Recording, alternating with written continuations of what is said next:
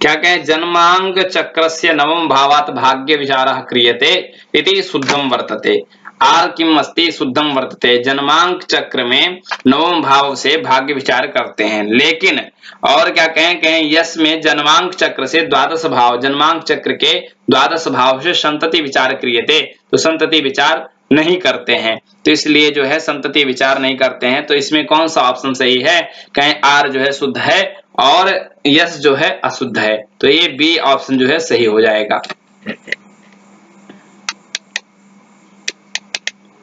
सूचिभ्याम समुचित उत्तरम देयम भवति, किम भवति, समुचित उत्तरम देयम भवति। देखिए ऐसे जो ऑप्शन आते हैं इसमें अरुण भैया और सर्वज्ञ सर ने भी बताया, मैं देखा हूं उन लोगों की वीडियो को, तो इसमें एक दो ऑप्शन हमको मिलाना चाहिए। एक दो ऑप्शन यदि आपका मैच कर जाता है तो समझ लीजिए कि आपका उत्तर जो है सही है, ये आपका उत्तर सही है। पहला जैसे वराह मिहिर जी की जो है ये क्या है, वराह मिहिर जी की कौन सी कृति है, तो कहें बृहद जातकम है।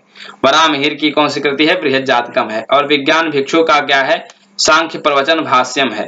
क्या विज्ञान भिक्षु का क्या है, सांख्य प्रवचन भाष्यम। सांख्य प्रवचन भाष्यम किसका है, वराह मिहिर का हो गया पहले का चौथा, पहले का चौथा हो गया आ का, और दूसरे का क्या होगा, दूसरे का पहला हो गया। और अब तीसरे का कालिदास है तो यहाँ क्या हो, रघुवंशम हो गए। तो तीसरे का क्या हुआ, तीसरे का जो है हो गए दूसरा, तीसरे का यहाँ तीसरे यानी सा का हो गया क्या, दूसरा हो गया। अब शंकराचार्य जो बचे हैं विवेक चूड़ामणि है, तो यानी दूसरा ऑप्शन जो है हमारा ये सही है, बी वाला ऑप्शन। बी वाला ऑप्शन कैसे हमारा सही है, क्योंकि देखिए पहला वराह मिहिर जी का हो गया बृहद जातकम, विज्ञान भिक्षु का हो गया सांख्य प्रवचन भाष्यम, और कालिदास जी का हो गया रघुवंशम, यानी सा का हो गया दूसरा और दा का हो गया विवेक चूड़ामणि। इस प्रकार से जब हमारे दो क्वेश्चन मैच कर जाएं तो इसमें हमको मिलाना है कि दो हमारे कौन कौन से मैच किए, इस प्रकार से आपका उत्तर जो है बहुत सही हो जाता है, गलत नहीं होता है। श्रीमद् भागवत पुराण से शोधनी टीका लिखिता, कहें श्रीमद् भागवत का शोधनी टीका किसने लिखा, तो कहें वल्लभाचार्य जी ने लिखा। किसने लिखा, वल्लभाचार्य ने लिखितम। अयम आत्मा, ये पूछा गया है काफी कई दिनों तक, अयम आत्मा ब्रह्मेति युक्तम, कहें अयम आत्मा, यह आत्मा ब्रह्मेति युक्तम, कहें अयम आत्मा ब्रह्म कुत्र उक्तम, तो कहें उपनिषदि उक्तम। इसमें नहीं दिया गया है लेकिन धर्मशास्त्री अभी उपनिषदि उक्तम इत्युक्ते, इसमें उपनिषदि उक्तम है कि अयम आत्मा ब्रह्म कुत्र उक्तम, कहें यह कहाँ उक्त है, तो कहें ये उपनिषद में है, अर्थात कह सकते हैं वेदांगे उक्तम या वेदांगे उक्तम या वेदे उक्तम, बात एक ही है। क्योंकि आश्रमा शंति, आश्रम कितने हैं, तो कहें चत्वारः, चार आश्रम हैं। आश्रम कितने हैं, तो कहें चत्वारः आश्रमः। भगवद विष्णोः मुख्यावतारः, भगवान विष्णु के कितने अवतार हुए, तो कहें 10 अवतार हुए भगवान विष्णु के। भगवान विष्णु के कितने अवतार हुए, तो कहें 10 अवतार भगवान विष्णु के हुए। यमाः सन्ति, यम कितने हैं, तो कहें यम जो है 5 हैं। यमाः पंच यमाः सन्ति, 5 कितने हैं, यम है। योग सूत्रस्य कर्ता, योग सूत्रस्य कर्ता अस्ति, योग सूत्र के प्रणेता कौन है, तो कहें योग सूत्र के प्रणेता पतंजलि जी हैं। योग सूत्र के प्रणेता पतंजलि जी हैं। और आगे योग दर्शने नियमाः, योग दर्शन में नियम कितने हैं। देखिए सभी प्रश्नों में लगभग सभी क्षेत्रों से प्रश्न पूछे जाते हैं। योग दर्शने नियमाः सन्ति, योग दर्शन में नियम कितने हैं, तो कहें पंच नियमाः, योग दर्शने पंच नियमाः सन्ति, योग दर्शन में कितने नियम हैं, 5 नियम हैं। समाधेः भेदाः सन्ति, समाधि के कितने भेद हैं, तो समाधि के 2 भेद हैं। ये कितने भेद हैं समाधि के, समाधि के 2 भेद हैं। वेद पुरुषस्य नेत्रम अस्ति, ज्योतिषम नयनम चक्षु, ज्योतिषम ऐनम, कहें ज्योतिष को क्या कहें, नेत्र कहा गया है। किसका, कहें वेद का जो है नेत्र कौन सा है, कौन है, तो कहें ज्योतिष है। ज्योतिष क्या है, शून्यवाद से प्रवर्तक, शून्यवाद के प्रवर्तक कौन है, 45वें का उत्तर है शून्यवाद के प्रवर्तक नागार्जुन जी हैं। शून्यवाद के प्रवर्तक कौन है, नागार्जुन जी हैं। शून्यवाद से प्रवर्तक वर्तते नागार्जुनः, नागार्जुन जी कौन है, शून्यवाद के प्रवर्तक हैं। वास्तुशास्त्र से प्राचीनतम आचार्य अस्ति, वास्तुशास्त्र के प्राचीनतम आचार्य कौन है, वराह मिहिर जी हैं। देखिए माया भी नहीं है, कालिदास भी नहीं, पतंजलि नहीं है, तो स्वाभाविक है वराह मिहिर होंगे। इस प्रकार से भी प्रश्न लॉजिकल में पूछा जाता है, तो बहुत ध्यान देना है। ऋग्वेदे अष्टकाः सन्ति, ऋग्वेद में कितने अष्टक हैं? तो कहें 8 अष्टक हैं। ऋग्वेद में अष्टौ अष्टकाः सन्ति। ऋग्वेद में कितने अष्टक हैं? 8 अष्टक हैं। तो गोपथ ब्राह्मणम संबद्धम अस्ति, कहें गोपथ ब्राह्मण का संबंध किससे है?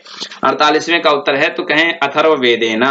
अथर्ववेद से जो है, अथर्ववेदात कह सकते हैं, अथर्ववेद से किसका संबंध है? कहें गोपथ ब्राह्मण का संबंध है। गोपथ ब्राह्मण का संबंध जो है किससे है? अथर्ववेद से है। गोपथ ब्राह्मण का संबंध किससे है? अथर्ववेद से है।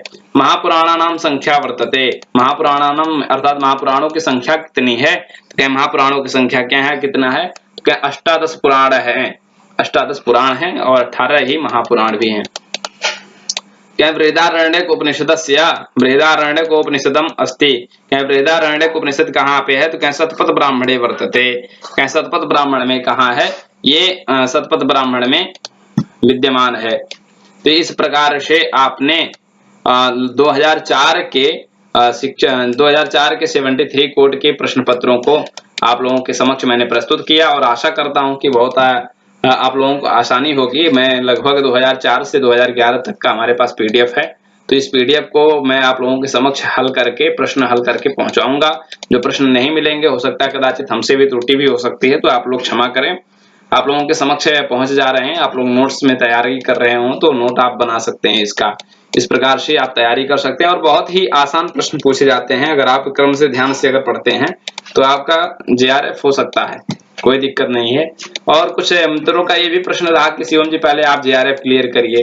तो मित्र मैं बता दूं कि मैं जब कभी बुक लेकर के पढ़ता हूं तो मैं नहीं पढ़ पाता हूं। इस प्रकार से मैं भी थोड़ा अध्ययन कर लेता हूं। तो जो आप लोगों को बताता हूं, एक बार 2 बार मैं जो कुछ भी बताता हूं तो हमारे दिमाग में फीड हो जाता है ना।